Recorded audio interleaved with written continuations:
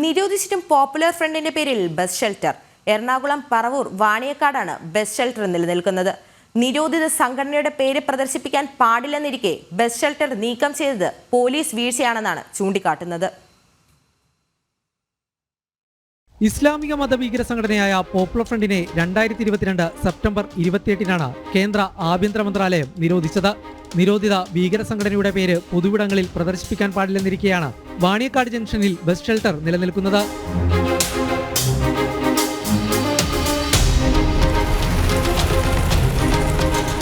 Popular ഫ്രണ്ടിന് ഏറെ സ്വാധീനമുണ്ടായിരുന്ന മേഖലയാണ് വാണിയക്കാട്. മുൻപ് സിമി എന്ന ഭീകര സംഘടനയുടെ രഹസ്യ ക്യാമ്പ് സംഘടിപ്പിച്ച പാനായിക്കുളം ഇതിന് സമീപമാണ്. തൊടുപുഴയിൽ അധ്യാപകന്റെ കൈവെട്ടിയ കേസിലെ പ്രതികൾ താമസിച്ചിരുന്ന വെടിമറയെന്ന സ്ഥലവും ഇതിന് സമീപമാണ്. PFIയുടെ ശക്തി കേന്ദ്രത്തിൽ കയറി നടപടിയെടുക്കാൻ കഴിയാത്ത പോലീസ് വീഴ്ചയാണ് ഇപ്പോഴും നിലനിൽക്കുന്ന ബസ് ഷെൽട്ടർ. വിഷയത്തിൽ പോലീസ് ഇടപെടലുണ്ടാകണമെന്ന ആവശ്യവും ഉയരുന്നു. പൊതുസ്ഥലത്തു നിന്നിരുന്ന ഈ ബസ് സ്റ്റോപ്പ് ഇതുവരെ പോലീസ് കണ്ടില്ലെന്ന് കരുതാനാവില്ല. കണ്ടിട്ടും കണ്ടില്ലെന്ന് നടിച്ച പോലീസിന്റെ സമീപനം ഭീകരവാദികൾക്ക് ഒത്താശ ചെയ്യുന്നതാണെന്ന ആക്ഷേപം ശക്തമാണ്.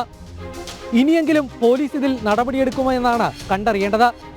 ക്യാമറമാൻ വിപിൻ ആലുവയ്ക്കൊപ്പം കിരൺകുമാർ, ജനം, കൊച്ചി.